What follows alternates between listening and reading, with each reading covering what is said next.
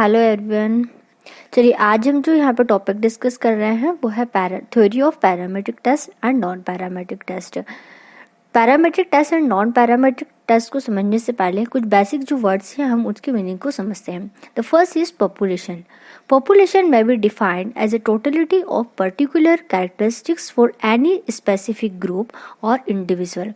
Population क्या होता है? आप रिसर्च में जो भी एरिया सिलेक्ट कर रहे हैं उस एरिया में जो भी आपका स्पेसिफिक जो कैरेक्टरिस्टिक्स है ना उसकी टोटलिटी ही क्या होती है? पॉपुलेशन होती है। लाइक दैट अगर मैं एग्जांपल लूँ प्राइमरी टीचर्स, मैं इंदौर में कोई सर्वे करना चाहती हूँ तो वहाँ पे अगर मैं जो प्राइमरी टीचर्स पे मैं कुछ सर्वे करना चाहती हूँ तो इंदौर के जितने भी प्राइमरी टीचर्स होंगे वो सभी वो टोटलिटी जो टोटल नंबर है वो क्या कहलाएगी? हमारी पॉपुलेशन कहलाएगी। इस तरीके से अगर मैं किसी सॉफ्टवेयर इंजीनियर या कोई डॉक्टर पर सर्वे करना चाहती हूँ तो इस इंदौर में मीन्स दैट एक स्पेसिफिक एरिया जिसमें मैं रिसर्च करना चाहती हूँ उस एरिया के जितनी भी टोटलिटी नंबर्स हैं वो क्या होंगे? मेरे लिए पॉपुलेशन कहेंगे। Okay, next is sample. Sample is a selected number of population. Usually the selection is done through uncertain rule of plan. Sample क्या होती है? इस पॉपुलेशन में से एक्चुअली हम जब भी कोई रिसर्च करते हैं तो कई बार ये पॉसिबल नहीं होता कि हम पूरी की पूरी पॉपुलेशन पे से डेटा लेके और फिर कोई रिसर्च करें। तो हम क्या करते हैं उस पॉपुलेशन में से एक जो जनरेट स्पेसिफिक जो सब कुछ नंबर्स हैं उनको चूज़ कर लेते हैं और फिर उन पर क्या करते हैं हम रिसर्च कर लेते हैं। लाइक अगर मैं बात करूँ कि इंदौर में जो पॉपुलेशंस हैं प्राइमरी टीचर्स की वो है 1 लाख। अब मुझे 1 लाख पर्सन तक मैं पहुँच के मैं कोई रिसर्च अभी नहीं कर सकती हूँ, है ना। टाइम की प्रॉब्लम हो सकती है, मुझे पैसे की मनी की प्रॉब्लम हो सकती है। इस तरीके से कई प्रॉब्लम होती है जिस कारण मैं टोटल और नंबर ऑफ पॉपुलेशन पर मैं रिसर्च नहीं कर सकती हूँ। उस कंडीशन में मैं क्या करूँगी? सैंपल मीन्स उस 1 लाख में से किसी बेसिस पे कुछ सैंपल 100, 200 या 1000 जो भी है मैं उतने नंबर क्या कर लूँगी? सिलेक्ट कर लूँगी। तो ये जो मेरा जो डेटा है जो कि पॉपुलेशन को रिप्रेजेंट कर रहा है इस डेटा को ही मैं क्या कहती हूँ? सैंपल कहती हूँ। Next is statistics. स्टेटिस्टिक्स क्या होता है? ये सैंपल पे जब कोई फॉर्मूले अप्लाई करते हैं, कुछ मेजरमेंट करते हैं तब उसी को हम क्या कहते हैं? स्टेटिस्टिक्स कहते हैं। Next is measure based upon population and infer from statistics is known as parameter. Okay, अब पॉपुलेशन से जो हमने जो डेटा कलेक्ट किया ऑफकोर्स किसी ना किसी बेसिस पे किया होगा। लाइक दैट अगर मैं प्राइवेट टीचर्स का अगर डेटा कलेक्ट कर रही हूँ तो मैंने कुछ पैरामीटर सेट किए होंगे कि इतने एजुकेशन वाले है ना जिन्होंने 12th किया हो, ग्रेजुएशन या जिन्होंने ग्रेजुएशन किया हो या जिन्होंने इस तरीके की कोई डिग्री लेके रखी है, बैचलर डिग्री है ना पढ़ाने वाली। इस तरीके से अगर कुछ बेसिस मैंने स्पेसिफिक करके रखी या इस एज ग्रुप के पर्सनस पर ही मैं क्या करूँगी? डेटा कलेक्ट करूँगी। लाइक दैट अगर मुझे डॉक्टर पे रिसर्च करने तो मैंने कहा कि मैं डेंटिस्ट जो हैं उन्हीं पे क्या करूँगी? डेटा कलेक्ट करूँगी। ओके, तो अब मैंने ये जो पैरामीटर सेट कर दिया है जो चूज़ करने के लिए पॉपुलेशन से जो डेटा कलेक्ट करने के लिए जो मैंने जो पैरामीटर जो स्पेसिफिक कर दिया है इसी को मुझे क्या बोलती हूँ? पैरामीटर कहती हूँ, है ना। जो मैंने स्टैटिक्स जिस पे मेरा क्या होगा? वर्किंग स्टैटिक्स फॉलो होगी। सैंपल जो कलेक्ट किया है और फिर उस पर मैं वर्किंग करूँगी। तो पॉपुलेशन क्या है? स्पेसिफिक ग्रुप की टोटलिटी जो भी मैं रिसर्च एरिया कवर कर रही हूँ उसका जितना भी एरिया है टोटल वो मेरा पॉपुलेशन कहलाएगा। उस पॉपुलेशन में से जब मैं कुछ नंबर को चूज़ करती हूँ अपने रिसर्च के लिए तो वो होता है सैंपल। इस सैंपल पे जब मैं कोई स्टैटिक्स मेजरमेंट करती हूँ तो उसे कहते हैं स्टैटिस्टिक्स। एंड इस स्टैटिक्स को फुलफिल करने के लिए जो मैं पॉपुलेशन की मैं जो एक पैरामीटर सेट करती हूँ कि मैंने किस पैरामीटर पर बेसिस किस बेसिस पे मैंने डेटा कलेक्ट किए हैं या उसको किस तरीके से क्लासीफाई किया है। तो ये जो क्लासीफाई वाले जो मेजरमेंट की जो टेक्निक्स है इसी को हम क्या कहते हैं? पैरामीटर कहते हैं। ओके, तो अब हम आ जाते हैं what is parametric test. Parametric test is kind of test which have certain condition about the parameter of the population from which a sample is taken. Parameter क्या होता है? जब भी हम पैरामीट्रिक टेस्ट जब भी कोई भी हम फुलफिल करते हैं तो उसमें कोई कंडीशंस होती हैं। ओके, जिस तरह से हमने देखा है कि जब भी हम टी टेस्ट या जेड टेस्ट यूज़ करते थे तो हम कुछ कंडीशंस की बात करते थे कि ये कंडीशन अगर फुलफिल हो गई तभी हम क्या करेंगे? जेड टेस्ट को अप्लाई करेंगे या टी टेस्ट को हम अप्लाई करेंगे। ओके, तो पैरामीट्रिक टेस्ट जो है वहाँ पे कुछ ना कुछ कंडीशंस होती और नॉन पैरामीट्रिक टेस्ट जो होते हैं वहाँ पे कंडीशंस नहीं होती हैं इतनी। ओके, तो जब हम पैरामीट्रिक टेस्ट में क्या है अभी हम आगे एग्जामिनेशन में बातें करेंगे तो ये वो एजम्पशंस जब कंप्लीट होंगे तभी हम क्या करेंगे, कोई पैरामीट्रिक टेस्ट हम यूज़ कर पाएंगे। तो वही यहाँ पर भी दिया है कि पैरामीट्रिक टेस्ट क्या है, वहाँ पे क्या होती है, कुछ सर्टेन कंडीशंस फॉलो करनी पड़ती है सैंपल जहाँ पे हमने लिया है कि सैंपल को मेजर करने के लिए, तो है ना। तो जब हम उस सर्टेन कंडीशंस को जब हम फुलफिल कर लेते हैं, अगर फुलफिल ये सर्टेन कंडीशंस हैं तो वहाँ पे हम पैरामेट्रिक टेस्ट यूज़ करेंगे, अदरवाइज हम पैरामेट्रिक टेस्ट वहाँ पे यूज़ नहीं कर पाएंगे।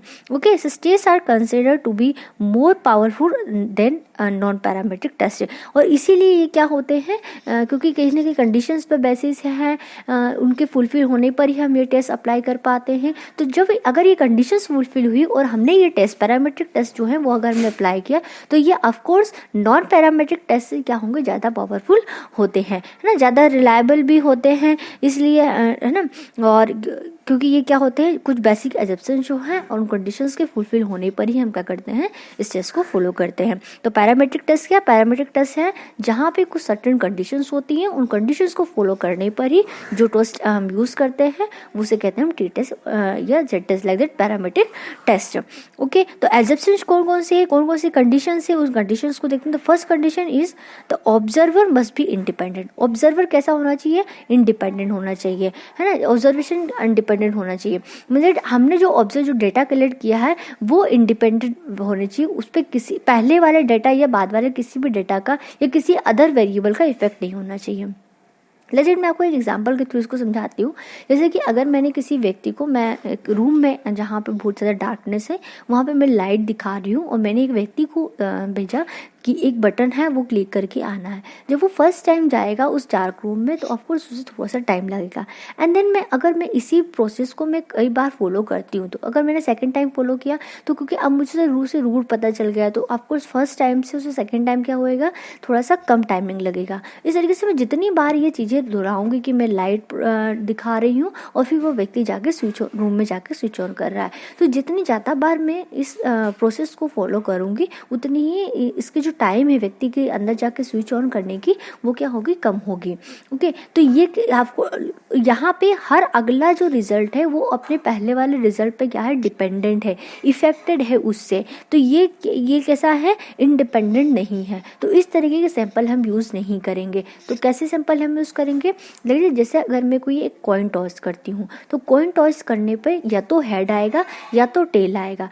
अगर मैंने फर्स्ट टाइम कोई कॉइन टॉस किया और हेड आया तो इसका मतलब है नहीं कि मैंने दूसरी बार जब कॉइन टॉस किया तो ये जो रिजल्ट, जो दूसरी बार कॉइन टॉस करने पे जो रिजल्ट आ रहा है वो पहले वाले रिजल्ट पे बिल्कुल भी डिपेंडेंट नहीं है, बिल्कुल भी इफेक्टेड नहीं है। तो इस तरीके के सैंपल क्या होने चाहिए यहाँ पे हम कलेक्ट करते हैं, जो कि किसी भी तरीके से एक दूसरे पे डिपेंडेंट ना हो। इसी तरीके से जब हम कोई डाइस थ्रो करते हैं तो वहाँ पर भी हम देखते हैं कि अगर 6 नंबर जो डाइस होते हैं तो एक नंबर अगर हमने 1 टाइम थ्रो किया तो 1 टाइम थ्रो करने पे जो भी हमको नंबर गेट हुआ उसका इफेक्टेड या थ्रो करने का किसी भी तरीके से दूसरी बार जब हम रिटर्न उस डाई को थ्रो करते हैं तो उस पर इसका कोई पहले वाले का कोई भी इफेक्ट नहीं पड़ता है। ओके, तो इस तरीके से इंडिपेंडेंट वेरिएबल, इंडिपेंडेंट जो हम बात कर रहे हैं कि ऑब्जर्वेशन डिपेंडेंट होना चाहिए। तो आपको समझ में आया हो किस तरीके से डिपेंडेंट है ना। जैसे लाइक कॉइन वाले एग्जाम्पल में जो ऑब्जर्वेशन जो हमने कलेक्ट किया वो कैसे इंडिपेंडेंट है ना, एक दूसरे पर डिपेंडेंट नहीं है। तो इस तरीके के डेटा हम यहाँ पे कलेक्ट करते हैं। एंड जो फर्स्ट वाला एग्जाम्पल लिया था हमने डार्क लाइट वाला, उसमें डेटा क्या था, पहले वाले पर डिपेंडेंट था। तो इसलिए हम यहाँ पर जो डेटा है, जो टेस्ट है, वहाँ पे पैरामीट्रिक टेस्ट हम अप्लाई नहीं करेंगे। ओके, तो डिपेंडेंट क्या होते हैं, इंडिपेंडेंट क्या होते हैं, ये समझ में आया आपको।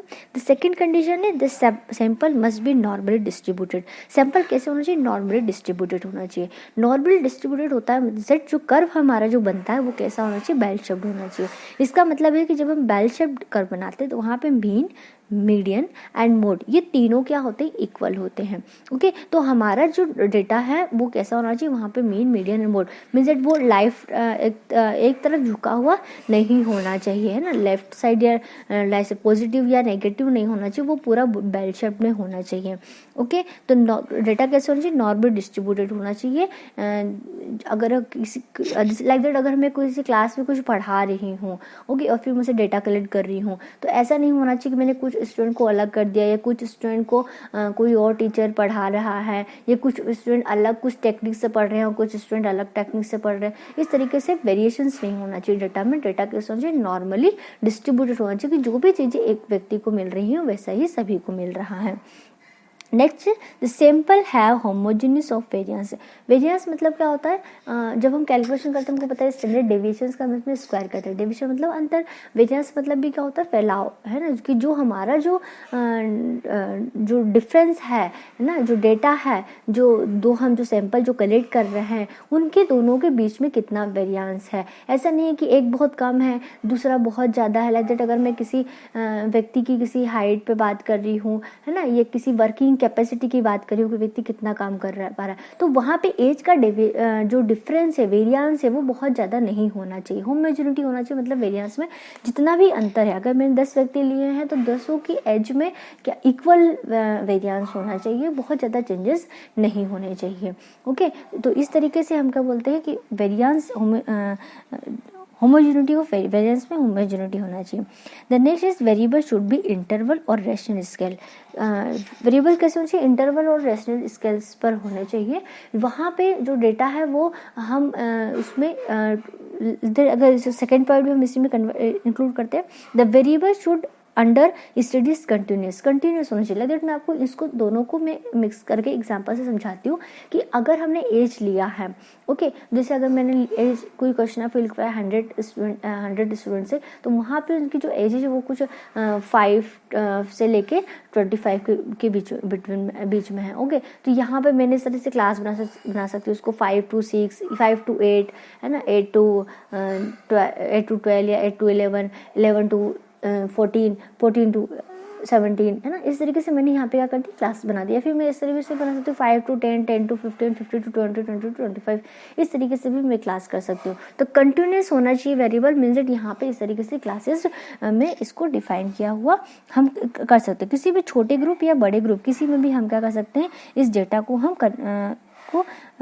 चेक कर सकते हैं, कन्वर्ट कर सकते हैं। तो इस तरीके के क्या होना चाहिए, डेटा होना चाहिए, इंटरवल होना चाहिए, एंड रेशियो स्केल पर भी क्या हो सकते हैं, ये डेटा हो सकते हैं और उनका भी हम यूज़ कर सकते हैं यहाँ पे।